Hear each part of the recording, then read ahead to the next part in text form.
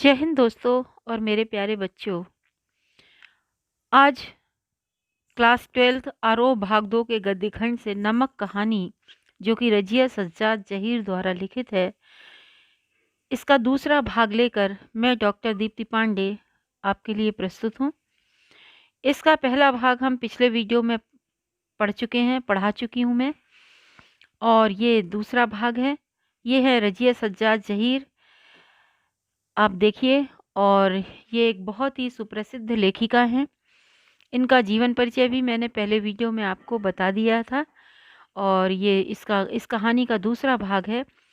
पिछले भाग में हमने पढ़ा था कि सफ़िया ने रात को सामान की पैकिंग की, सामान सूटकेस और बिस्तर बंद में आ गए। शेष रह गई थी कीनू और नमक की पुड़िया। सफ़िया ने नमक की पुड़िया कीनू की टोकरी में नीचे छुपा दी थी। उसने लाहौर आते समय देखा था कि कस्टम वाले भारत से जाने वाले केला ले जा रहे थे और पाकिस्तान से आने वाले कीनू ला रहे थे, लेकिन कस्टम अधिकारियों ने इसकी कोई जांच नहीं की। इसलिए उसने सोचा कि नमक को कीनू की टोकरी में छिपा दिया जाए। अब आगे हम देखते हैं। रात को तकरीबन 1:30 बजे थे। मार्च की सुहानी हवा खिड़की की जाली से आ रही थी। बाहर चांदनी साफ और ठंडी थी। खिड़की के करीब लगा चंपा का एक घना दरख्त यानी पेड़ सामने की दीवार पर पत्तियों के अक्स लहका रहा था। अक्स मतलब परछाई। कभी कभी किसी तरफ से किसी की दबी हुई खांसी की आहट, दूर से के किसी कुत्ते के भौंकने या रोने की आवाज़, चौकीदार की सीटी और फिर सन्नाटा। यह पाकिस्तान था। यहाँ उसके 3 सगे भाई थे, बेशुमार चाहने वाले दोस्त थे, बाप की कब्र थी, नन्हे नन्हे भतीजे और भतीजियाँ थीं जो उससे बहुत मासूमियत से पूछते थे, फूफी जान आप हिंदुस्तान में क्यों रहती हैं, जहाँ हम लोग नहीं आ सकते। उन सबके और सफ़िया के बीच में एक सरहद थी, और बहुत ही नोकदार लोहे की छड़ों का जंगला जो कस्टम कहलाता था। सफ़िया को आज अच्छा नहीं लग रहा था, क्योंकि कल वह ये सब छोड़कर जाने वाली थी। अपने नन्हे नन्हे भतीजे भतीजियों की मासूम चेहरे उसे याद आ रहे थे, और अपने बेशुमार दोस्तों की याद आ रही थी, और वो दुखी थी कि कल उसे ये इन सब को छोड़कर वापस जाना है। कल वह लाहौर से चली जाएगी। हो सकता है साल भर बाद फिर आए। 1 साल से पहले तो वह आ भी नहीं सकती थी, और यह भी हो सकता था कि अब कभी ना आ सके। उसकी आंखें आहिस्ता आहिस्ता बंद होने लगीं। फिर उसे एक सफ़ेद दुपट्टे का दूधिया आंचल लहराता दिखाई देने लगा, जिस पर यहाँ वहाँ सितारे झिलमिला रहे थे। हमें वहाँ से आए तो बहुत दिन हो गए। यहाँ हमारी कोठी भी है, बिजनेस भी, हम यहाँ बस भी गए, पर हमारा वतन तो जी लाहौर ही है। सफ़िया को अपनी माँ की याद आने लगी, मुँह बोली माँ की याद, सिख बीबी की याद आने लगी कि उन्होंने कितने दुखी होकर कहा था कि हम यहाँ बस भी गए हैं, हमारी कोठी भी है, बिजनेस भी है, लेकिन हमारा वतन तो जी लाहौर ही है। सफ़िया सोचने लगी कि यहाँ से गए हुए लोग, पाकिस्तान से भारत में बसे लोग अभी भी अपना वतन मानते हैं, पाकिस्तान में ही मानते हैं, और भारत से पाकिस्तान में आए हुए लोग भी अपना वतन भारत को ही मानते हैं। तो फिर बीच में ये जो जंगला है नोकदार जाली का, और ये जो सरहद है, ये क्या एक दिन ऐसे बेमानी हो जाएंगे। फिर दिखा इकबाल का मकबरा, लाहौर का किला, किले के पीछे डूबते सूरज की नारंगी किरणें, आसपास से फैलता उभरता अंधेरा, उन रंगीन अंधेरे में बहती हुई नरम हवा, उस हवा में रची हुई मौलसिरी की खुशबू, मौलसिरी फूल का नाम है, और मकबरे की सीढ़ियों पर बैठे हुए 2 इंसान, सिर झुकाए हुए, चुपचाप, उदास, जैसे 2 बेजान परछाइयाँ। सफ़िया को वो दृश्य याद आ गया जब वो अपने दोस्त से बिछड़ रही थी। तो तुम कल चली जाओगी? हाँ। अब कब आओगी? मालूम नहीं, शायद अगले साल, शायद कभी नहीं। अचानक उसकी आंखें खुल गईं। शायद उसने मकबरे की सीढ़ियों के नीचे लगी दूब से एक पत्ती तोड़ी थी, जिस पर ठंडी ओस जमनी शुरू हो गई थी। हुआ यह था कि नींद में करवट लेते हुए उसका हाथ कीनुओं से भरी लबालब भरी टोकरी पर जा पड़ा था। रसीले ठंडे कीनू, जिनको देते वक्त उसके दोस्त ने कहा था, यह हिंदुस्तान और पाकिस्तान की एकता का मेवा है। हुआ यह था कि सामान की पैकिंग के बाद सफ़िया सो गई। वह लाहौर के घर का सौंदर्य, यहाँ का परिवेश, भाई, मित्र और संबंधियों के स्वप्न में देख रही है। उसे भतीजियों की भोली-भाली बातें याद आ रही हैं। कल चले जाने और फिर कब आने या कभी ना आ पाने की चिंता भी उसके स्वप्न में है। सिख बीबी और उसकी आँखों से निकले आँसू, इकबाल का मकबरा, लाहौर का किला, उसे सब दिखाई दे रहे हैं। अचानक उसकी आँख खुल जाती है, क्योंकि नींद में उसका पैर कीनू की टोकरी पर जा पड़ा था, जिनको देते वक़्त उसके दोस्त ने कहा था, "यह हिंदुस्तान और पाकिस्तान की मेवा का सॉरी यह हिंदुस्तान और पाकिस्तान की एकता का मेवा है।" इस कहानी में यह दिखाया गया है कि भारत-पाक विभाजन के कारण लोग 2 देशों में बँट गए हैं, किंतु उनमें अपनी-अपनी जन्मभूमि के प्रति अब भी प्रेम है।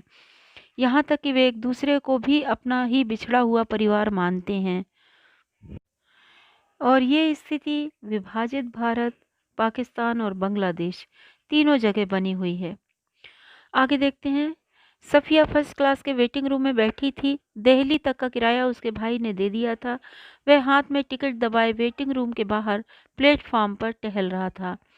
वह अंदर बैठी चाय की प्याली हाथ के में लिए कीनुओं की टोकरी पर निगाहें जमाए यह सोच रही थी कि आसपास इधर-उधर इतने लोग हैं, लेकिन सिर्फ वही जानती है कि टोकरी की तह में कीनुओं के नीचे नमक की पुड़िया है। अब नमक की पुड़िया को लेकर सफ़िया के मन में ये द्वंद्व चल रहा था कि वह उस पुड़िया को चोरी से ले जाए या कस्टम अधिकारियों की अनुमति से ले जाए। तो ये दिखाया गया है कि इस नमक जो है वो प्यार भरा तोहफ़ा था, प्रेम का उपहार था और सफ़िया सोच रही थी इसे मैं चोरी से क्यों ले जाऊँ? आगे देखते हैं। जब उसका सामान कस्टम पर जाँच के लिए बाहर निकाला जाने लगा, तो उसे एक झिरझिरी सी आई, क्योंकि उसने कभी इस तरह की कोई चोरी की नहीं थी, ना झूठ बोला था, इसलिए उसे अच्छा नहीं लग रहा था और एकदम से उसने फैसला किया कि मोहब्बत का यह तोहफ़ा चोरी से नहीं जाएगा। नमक कस्टम वालों को दिखाएगी वह। उसने जल्दी से पुड़िया निकाली और हैंडबैग में रख ली, जिसमें उसका पैसों का पर्स था और पासपोर्ट आदि थे। जब सामान कस्टम से होकर रेल की तरफ चला, तो वह एक कस्टम अफसर की तरफ बढ़ी। ज़्यादातर मेज़ें खाली हो चुकी थीं, एक दो पर इक्का-दुक्का सामान रखा था।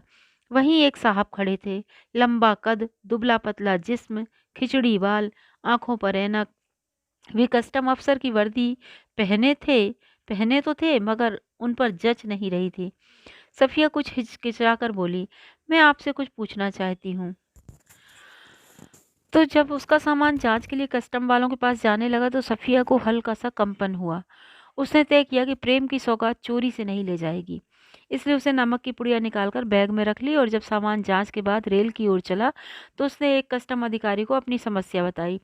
समस्या से पहले सफ़िया ने पूछ लिया था कि आप कहाँ के रहने वाले हैं, और अधिकारी ने अपना वतन दिल्ली बताया था।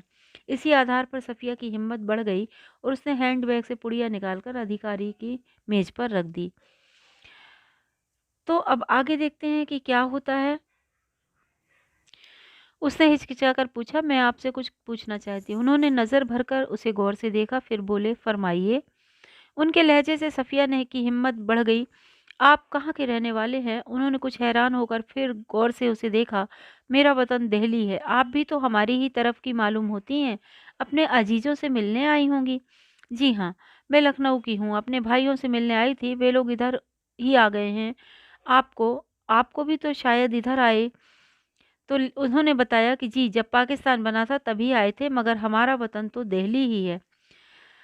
सफ़िया ने हैंडबैग मेज पर रख दिया और नमक की पुड़िया निकाल कर उनके सामने रख दी और फिर आहिस्ता आहिस्ता रुक रुक कर उनको सब कुछ बता दिया। उन्होंने पुड़िया को धीरे से अपनी तरफ सरकाना शुरू किया। जब सफ़िया की बात खत्म हो गई तो उन्होंने पुड़िया को दोनों हाथों में उठाया, अच्छी तरह लपेटा और खुद सफ़िया के बैग में रख दिया। बैग सफ़िया को देते हुए बोले, "मोहब्बत तो कस्टम से इस तरह गुजर जाती है कि कानून हैरान रह जाता है।" तो सफ़िया ने कस्टम अफ़सर को बताया कि ये नमक की पुड़िया प्यार भरा तोहफ़ा है और वह उस तोहफ़े को अमृतसर ले जाकर सिख बीवी को देना चाहती है, इसलिए उसे अनुमति दी जाए। तो कस्टम अधिकारी ने कहा कि मोहब्बत तो कस्टम से इस तरह गुजर जाती है कि कानून हैरान रह जाता है। मतलब अगर कोई प्यार भरा उपहार हो तो कस्टम वाले उसे कभी नहीं रोका करते, वो कुशलतापूर्वक उसे आने जाने देते हैं।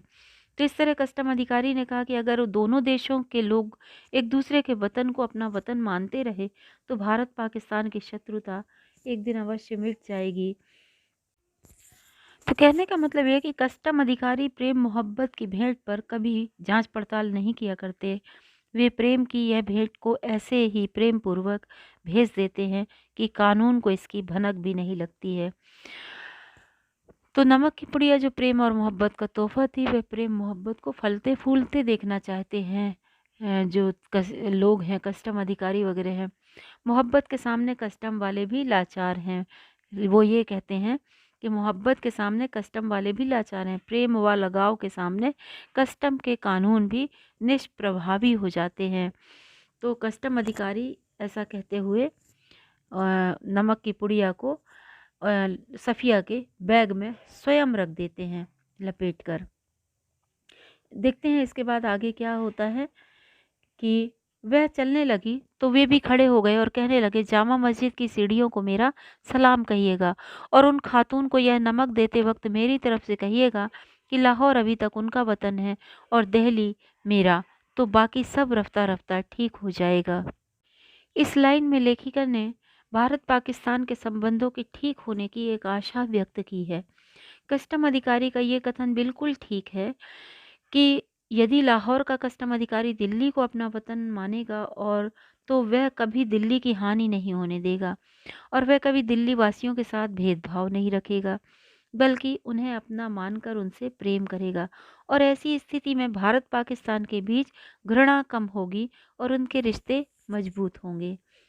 सफ़िया कस्टम के जंगले से निकलकर दूसरे प्लेटफॉर्म पर जाती है और वे वहीं खड़े रहे। प्लेटफॉर्म पर उसके बहुत से दोस्त, भाई, रिश्तेदार थे। हसरत भरी नज़रों, बहते हुए आंसुओं, ठंडी सांसों और भिजे हुए होठों को बीच में से काटती हुई रेल सरहद की तरफ बढ़ी। अटारी में पाकिस्तानी पुलिस उतरी, हिंदुस्तानी पुलिस सवार हुई। कुछ समझ में नहीं आता था कि कहाँ से लाहौर ख़त्म हुआ और किस जगह से अमृतसर शुरू हो गया। एक ज़मीन थी, एक ज़ुबान थी, एक सी सूरतें और लिबास, एक सा लबो लहज़ा यानी कि बात करने का अंदाज़, एक से अंदाज़। गालियाँ भी एक ही सी थीं, जिनसे दोनों बड़े प्यार से एक दूसरे को नवाज रहे थे। बस मुश्किल सिर्फ इतनी थी कि भरी हुई बंदूकें दोनों के हाथों में थीं। जब सफ़िया पाकिस्तान भारत की सीमा की तरफ बढ़ रही थी तो प्लेटफॉर्म पर बहुत ही भावपूर्ण दृश्य उपस्थित था। कितने ही दोस्त और रिश्तेदार उसे हसरत भरी निगाहों से देख रहे थे। कितनों की आंखों में लंबी जुदाई के आंसू थे। कितने ही यह सोचकर ठंडी सांसें भर रहे थे कि ना जाने उनका मिलन फिर कब होगा। कुछ अपनी भावनाओं को दबाने के लिए होठों को भींचे हुए थे। अटारी उस गाड़ी का नाम है जो भारत और पाकिस्तान के बीच चलती है। जब गाड़ी भारत की सीमा में होती है तो उसमें भारतीय पुलिस के जवान सवार होते हैं और जब पाकिस्तान की सीमा में पाकिस्तानी पुलिस सवार हो जाती है, इसलिए पाकिस्तान से चलकर भारतीय सीमा में प्रवेश करते ही पाकिस्तानी पुलिस उतर जाती है और भारतीय पुलिस सवार हो जाती है। अब यहाँ पर ये देखिए कि सफ़िया को लाहौर और अमृतसर में कोई अंतर प्रतीत नहीं हो रहा है। कारण ये है कि दोनों ही नगरों की ज़मीनें, बोली, सूरतें, पहनावा यानी बातचीत करने का ढंग, गालियाँ सब एक जैसी थी। दोनों ओर लोग एक ही प्रकार से मिलजुल कर बतिया रहे थे। भारतीय और पाकिस्तानियों की शक्लें तो एक जैसी थी, उनके पहनावे एक जैसे थे, भाषा और बोलचाल का तरीका एक जैसा था, यहाँ तक कि उनकी जीवन शैली और गालियाँ भी एक जैसी थीं और उन्हीं गालियों से वो एक दूसरे का स्वागत सत्कार और तिरस्कार कर रहे थे। भारत और पाकिस्तान के बीच सबसे बड़ी मुश्किल ये थी कि उनका आपसी बंटवारा और दिलों की दूरियां, बाकी सब कुछ एक जैसा था, पर वो सदा एक दूसरे के विरुद्ध बंदूकें ताने रहते हैं। केवल राजनीतिक दृष्टि से अलग अलग होने के कारण व्यर्थ ही एक दूसरे के दुश्मन बन बैठे हैं। आगे देखते हैं कि अमृतसर में कस्टम वाले फर्स्ट क्लास वालों के सामान की जांच और उनके डिब्बे के सामने ही कर रहे थे। सफ़िया का सारा सामान देखा जा चुका था तो वह उन नौजवान कस्टम अफसर की ओर बढ़ी जो बातचीत और सूरत से बंगाली लगते थे। बोली, देखिए मेरे पास नमक है थोड़ा सा। फिर उसने हैंडबैग खोला और वह पुड़िया उनकी तरफ बढ़ाते हुए अटकते, झिझकते, हिचकिचाते हुए उनको सब कुछ बता दिया। उन्होंने सिर झुका लिया, सुनते रहे। बीच बीच में सिर उठाते, गौर से उसे देखते, फिर सुनने लगते। बात पूरी हो गई तो उन्होंने एक बार फिर सफिया को ऊपर से नीचे तक देखा और धीरे से बोले, इधर आइए ज़रा। चलते चलते उन्होंने एक दूसरे व्यक्ति से कहा, इनके सामान का ध्यान रखिएगा। प्लेटफॉर्म के एक सिरे पर एक कमरा था। वे उसके अंदर घुसे। सफिया दाखिल होते हुए हिचकिचाई। वो मुस्कुरा कर बोले, आइए आइए ना। सफिया को कमरे के अंदर जाने में हिचकिचाहट हो रही थी। उन्होंने बड़े प्यार से बोला, आइए आइए। और इस तरह से जेब से रुमाल निकालकर उन्होंने कुर्सी को झाड़ा और बोले, बैठिए। सफिया ने पुड़िया और बैग को मेज पर रख दिया। बाहर की तरफ झांक कर उन्होंने एक पुलिस वाले को इशारा किया।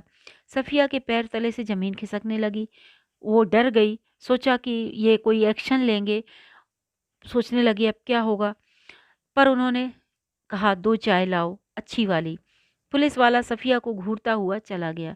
फिर उन्होंने मेज की दराज खींची। उसमें अंदर दूर तक हाथ डालकर एक किताब निकाली। किताब को सफिया के सामने रखकर उन्होंने उसका पहला सफ़ा खोल दिया। सफ़ा यानी पेज। पहला पेज खोल दिया।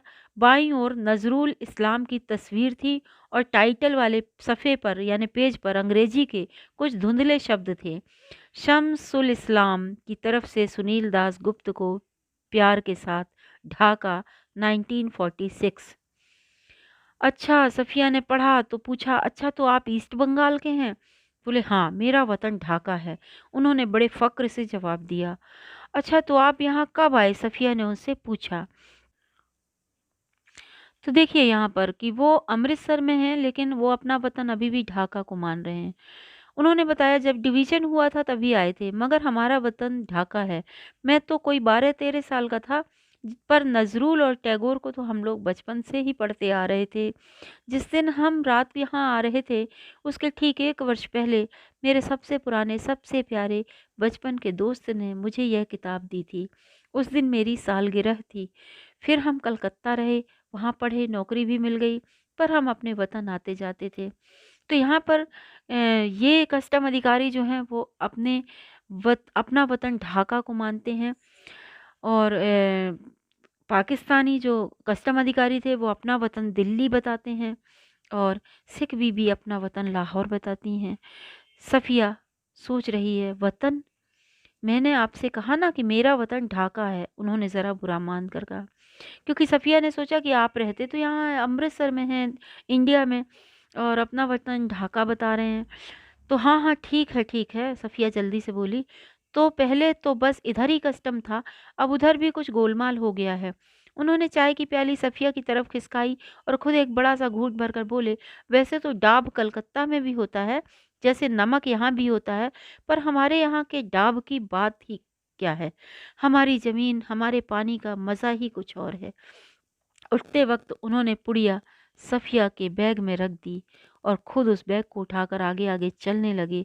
सफ़िया ने पीछे पीछे चलना शुरू किया। तो यहाँ पर देखिए कि सुनील दास गुप्त, जिन्होंने अपना मूल वतन ढाका बताया, विभाजन के बाद भारत में रहने लगे थे। उनकी नौकरी कस्टम विभाग में लगी और अमृतसर के कस्टम विभाग में वो अधिकारी हैं। अब ये वाक्य जो है सुनील दास गुप्ता की देशभक्ति का परिचायक है कि हमारी ज़मीन, हमारे पानी का तो मज़ा ही कुछ और है। तो ये उनकी देशभक्ति को दर्शाता है। स्वाभाविक रूप से वो अपनी जन्मभूमि ढाका से बहुत प्रेम करते हैं। सफ़िया के हृदय में भी यहाँ अपनी मुँहबोली माँ के प्रति प्रेम देखकर वो बहुत अभिभूत हो गए और इसी प्रेम का समर्थन करने के लिए उन्होंने स्वयं अपने हाथों से नमक की पुड़िया सफ़िया के बैग में रख दी और उसके सामान में उसके आगे-आगे, उसके साथ उसके सम्मान में उसके आगे-आगे चल पड़े। सफ़िया सोच में पड़ गई। उस सफ़िया सोच में पड़ गई कि किसका वतन कहाँ है? सुनील दास गुप्ता का वतन भारत है या ढाका? सिख बीबी का वतन भारत है या लाहौर? पाकिस्तानी कस्टम अधिकारी का वतन पाकिस्तान है या भारत, दिल्ली? सफ़िया के साथ सिख बीबी का प्रसंग जोड़कर वो भावपूर्ण हो उठे कस्टम अधिकारी। उन्होंने अपने वतन ढाका की उन्हें याद आ गई और उनके मन में सफ़िया के सौहार्द के प्रति गहरा सम्मान जाग उठा। इस कारण वो चुपचाप खड़े होकर उसका अपना समर्थन व्यक्त कर रहे थे। तो कहने का मतलब ये है कि जब सफ़िया अमृतसर के पुल पर चढ़ रही थी, तब पुल की सबसे निचली सीढ़ी के पास वे सर झुकाए चुपचाप खड़े थे। सफ़िया सोचती जा रही थी, किसका वतन कहाँ है? वह जो कस्टम के इस तरफ है या वह जो कस्टम के उस तरफ है? तो ये कहानी ये भाव जगाती है कि भारत पाकिस्तान का विभाजन कितना अस्वाभाविक है। इसके नागरिक एक ही धरती के हैं, एक ही मूल के हैं, और इनके बीच किस किस तरह की दूरियां आ गई हैं। तो यहाँ पर देखिए, भारतीय कस्टम अधिकारी जो अपना वतन ढाका बताते हैं, उनको अपनी ज़मीन, वहाँ के पानी से कितना प्यार है, और हर किसी को अपनी जन्मस्थली प्यारी लगती है। तो इस कहानी में ये संदेश दिया गया है कि भारत और पाकिस्तान लगभग पिछले 70 वर्षों से, 70 क्यों, इससे ज़्यादा हो गए, सत्ता लोलुप राजनेताओं और मजहबी कट्टरपंथी धार्मिक धार्मिकता के दुराग्रह के कारण संघर्ष ही करते रहे हैं। यह विभाजन या यह दुश्मनी सामान्य जनता के हृदय में बिल्कुल नहीं है, और सामान्य जनता धर्म और क्षेत्र के आधार पर विभाजन या संघर्ष को अपने दिल से कभी स्वीकार नहीं करती है। तभी तो भारत की सिख बीवी लाहौर का नमक चाहती हैं सौगात के रूप में, और पाकिस्तानी कस्टम अधिकारी दिल्ली को अपना वतन बताते हैं और जामा जामा मस्जिद की सीढ़ियों को सलाम कहते हैं। और भारतीय खातून यानी सिख बीवी को संदेश भेजती हैं कि लाहौर अभी तक उनका वतन है और दिल्ली मेरा, तो बाकी सब रफ्ता रफ्ता ठीक हो जाएगा। तो इस तरह से सुनील दासगुप्त भी ढाका को अपना वतन मानते हैं और वहाँ के नारियल को कोलकाता के नारियल से बेहतर बताते हैं। डाब यानी नारियल। वह ढाका को आज भी अपनी ज़मीन मानते हैं। वे कहते हैं हमारी ज़मीन, हमारे पानी का मज़ा ही कुछ और है। इन सारी बातों से स्पष्ट होता है कि दोनों देशों की जनता के दिल में कोई भेदभाव नहीं है। दोनों अब का अपनी जन्मभूमि के प्रति आज भी वही लगाव है, और जब तक यह लगाव बना हुआ है, देश की सीमाएं मनुष्य के दिलों को विभाजित नहीं कर सकती हैं। मनुष्य का लगाव अपनी जन्मभूमि से कभी नहीं टूट सकता। तो देश प्रेम कोई गमले में उगाया जाने वाला पौधा नहीं है जिसे अपनी मनमर्जी से कहीं भी उगाया जा सके। हर मनुष्य को अंतिम सांस तक अपनी जन्मभूमि से प्रेम होता है, और ऐसा होना स्वाभाविक ही है, क्योंकि जब पशु पक्षी अपनी जन्मभूमि से प्रेम कर सकते हैं, तो हम तो मनुष्य हैं। ओके, तो ये पाठ यहीं समाप्त होता है। उम्मीद है आपको अच्छी तरह से समझ में आया होगा।